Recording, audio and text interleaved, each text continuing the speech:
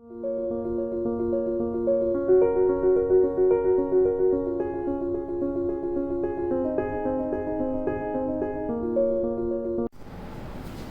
Morning friends, मैं चिंतन मोरडिया आज आपको सिंपल क्यूबिक लेटर्स के बारे में बताऊंगा।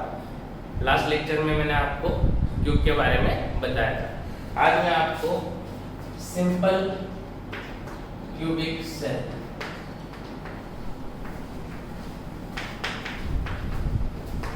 इनको शॉर्ट में बोलते हैं SCC। इनका एक और नाम है प्रिमिटिव यूनिट सेल। देखो, सिंपल क्यूबिक सेल में आपको क्या सीखना है। लास्ट लेक्चर में मैंने आपको एक क्यूब के बारे में बताया था।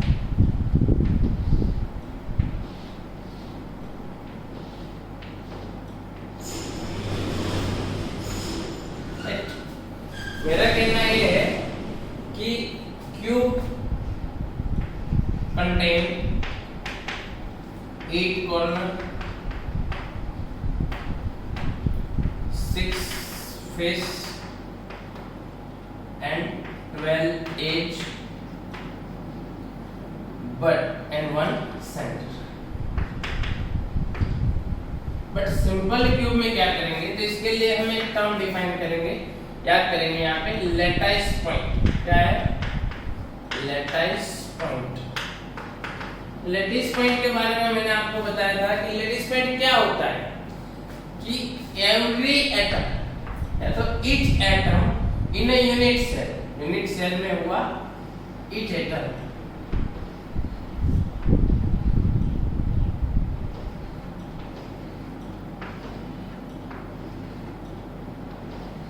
राइट, यूनिट सेल में हुआ which occupied in a one unit cell, right. तो आप लेटिस पॉइंट की डेफिनेशन के बारे में जानते हो। इसके मुताबिक एक यूनिट सेल में एटम के द्वारा जो भी स्पेस ऑक्यूपाई की गई है उसको बोलेंगे हम, इसको हमें मापना है, राइट। तो इस लेटिस पॉइंट जहां पे होते हैं वहां पे एटम रहता है and which place of unit cell lattice point is present, right. Lattice point के लिए हम SCC के अंदर जाएंगे। तो SCC के अंदर क्या है, सिंपल क्यूबिक में क्या होता है कि जो लेटिस पॉइंट होता है वो कहां पे होता है, तो सिंपल क्यूब में lattice point only at the corner होता है। क्या होता है, एट द कॉर्नर। सिर्फ कॉर्नर पे लेटिस पॉइंट है, फेस, एज और सेंटर इनमें से कई जगह पे नहीं है। देखो, मैं आपको एक फिगर ड्रॉ करके बताता हूं।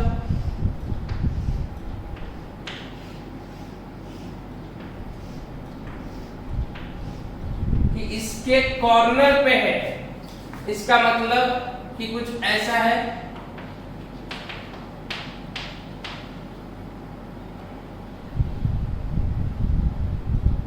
बट यहाँ पे खास बात ये ध्यान रखनी है कि जो भी यहाँ पे है वो सब एक दूसरे को टच कर रहे हैं। क्या कर रहे हैं, टच। इनको बोलते हैं एज, राइट।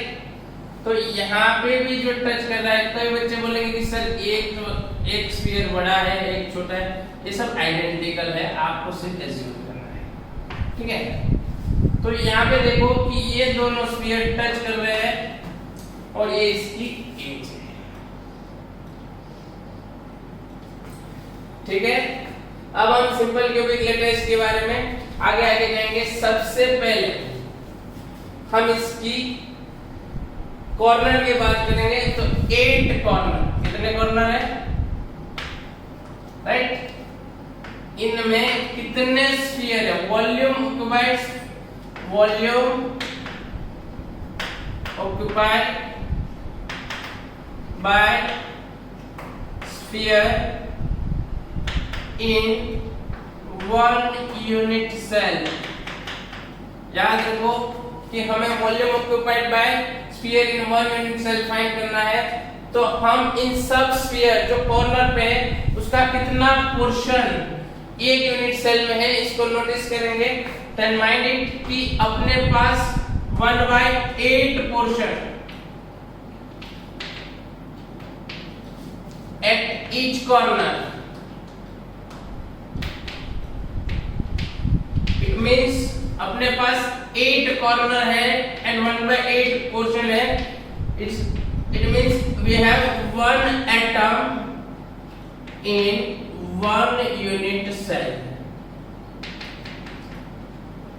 एक यूनिट सेल में एक एटम है. अब हमें क्या करना है, पहली कंडीशन हो गई, इसको बोलेंगे हम कि नंबर ऑफ Z. कितने Z है, तो सिंपल क्यूबिकल लेटाइस में Z इक्वल टू 1 याद रखिएगा, एमसीक्यू में पूछते हैं. सिंपल क्यूबिकल लेटाइस में Z इक्वल टू क्या होगा 1, राइट.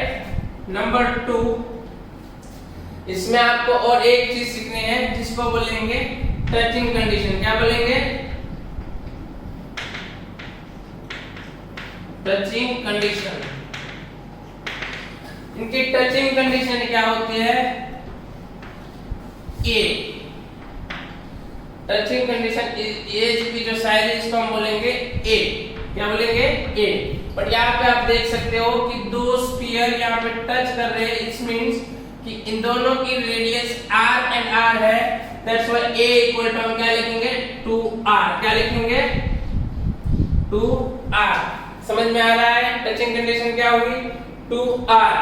थर्ड वन इज है डेंसिटी. क्या है, डेंसिटी.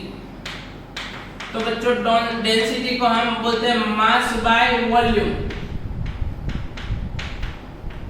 क्या बोलते हैं, मास बाय वॉल्यूम. देखो मास दो टाइप के होते हैं. अब मास अपने पास वॉल्यूम है, जो वॉल्यूम किसका है, तो किस वॉल्यूम अपने पास है, एक क्यूब है और एक स्फीयर है. किसका लेंगे हम, डेंसिटी फाइंड कर रहे हैं, तो मास बाय वॉल्यूम, राइट. मास कितना ले सकते हैं, तो मास दो टाइप के होते हैं. एक मास होता है जो ग्राम में होता है और एक होता है एएमयू में, एटॉमिक मास यूनिट में. जो ग्राम में मास होता है वो पूरे 1 मोल का होता है. कितने का होता है, 1 मोल का. बट हमें 1 मोल का ले लेना है, हमें तो 1 यूनिट सेल के लिए लेना है. मींस इसके 1 यूनिट सेल के लिए लेना है. इसलिए हम इस मास को क्या करेंगे, mass divided by Avogadro number. क्या करेंगे, mass divided by Avogadro number. And volume, अब क्या करेंगे हम, वॉल्यूम फाइंड करेंगे. तो वॉल्यूम क्या होगा अपना, ये हमें निकालना है. क्योंकि अपने पास क्यूब है तो क्यूब का वॉल्यूम क्या होगा, 1 क्यूब. ये अपनी डेंसिटी है. क्या है, डेंसिटी. समझ में आ रहा है, ठीक है. तो इतना है. इसके आगे मैं आपको बताता हूँ. इसको पॉज करके लिख दीजिएगा, इसको मैं निकाल लेता हूँ.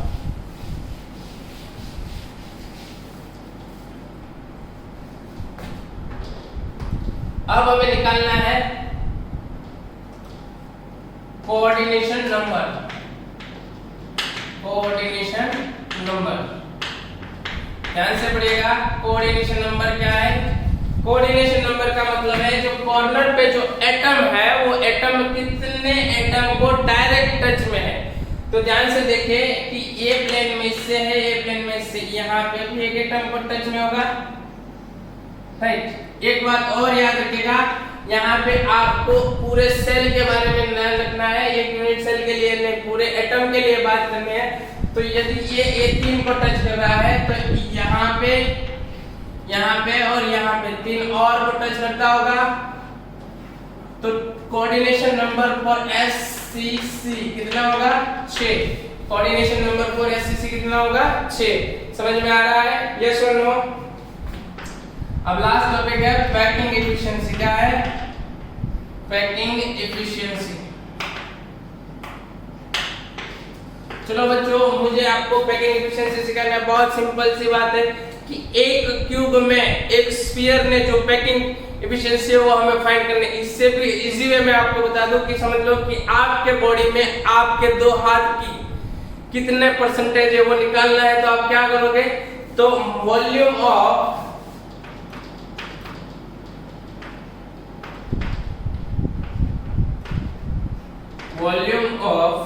Body, volume of hand divided by volume of full body multiply 100, सही है। सेम हियर हमें packing efficiency for SCC simple cubic cell के लिए पैकिंग एफिशिएंसी क्या करेंगे, volume of sphere, right, volume of sphere and volume of cube multiply 100।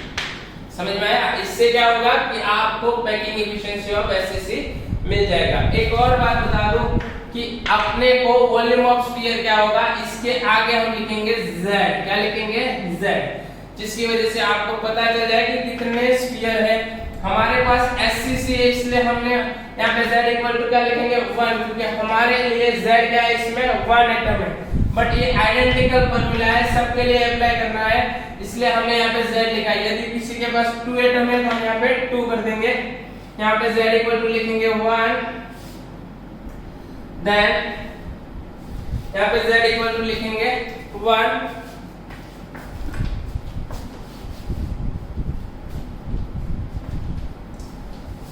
z multiply volume of sphere है 4/3 pi r cube divided by volume of cube a cube multiply 100। Clear है, समझ में आ रहा है बच्चों? तो देखो यहाँ पे हमारे लिए z कितना है 1 4/3 पाई r क्यूब। यहाँ पे देखो a कितना आ रहा है हमारा, a इक्वल टू क्या है 2r, a इक्वल टू क्या है 2r, यहाँ पे वैल्यू पुटअप करेंगे 2r क्यूब मल्टीप्लाई 100, ठीक है। तो और आगे जाएंगे हम कि 4/3 pi r cube divided by 8r cube multiply 100, r cube cancel out, 4/2 pi multiply 100। ये आ गई आपको पैकिंग एफिशिएंसी। इसको यदि परसेंटेज में लिखे तो 52.4 मींस 52% नियर अबाउट आती है एससीसी की पैकिंग एफिशिएंसी। समझ में आया? कभी-कभी एमसीक्यू में ये भी पूछ लेते हैं, राइट। फिर से बता रहा हूं हम क्या कर रहे हैं, एससीसी के बारे में पढ़ रहे हैं। एससीसी में कोऑर्डिनेशन नंबर क्या है 6। पहले से स्टार्ट करते हैं। z इक्वल टू 1, एटम कितने होते हैं 1, राइट। डेंसिटी की बात करें तो mass by volume m/n into a cube, right. तो आप ये भी तो लिख सकते हैं, राइट। इनके बाद में है कॉर्नर कितने होते हैं 8, कोऑर्डिनेशन नंबर होता है 6, पैकिंग एफिशिएंसी होती है 52%। कभी-कभी एमसीक्यू में आपको a भी देंगे, a इसका फिगर है और a इसकी पैकिंग एफिशिएंसी है। समझ में आ रहा है बच्चों, राइट। ये है टाइप ऑफ क्यूबिक सेल। इसके फर्स्ट टाइप है सिंपल क्यूबिक सेल। इसके आगे वाले लेक्चर में हम और कई सारे क्यूबिक सेल के बारे में पढ़ेंगे, ठीक है।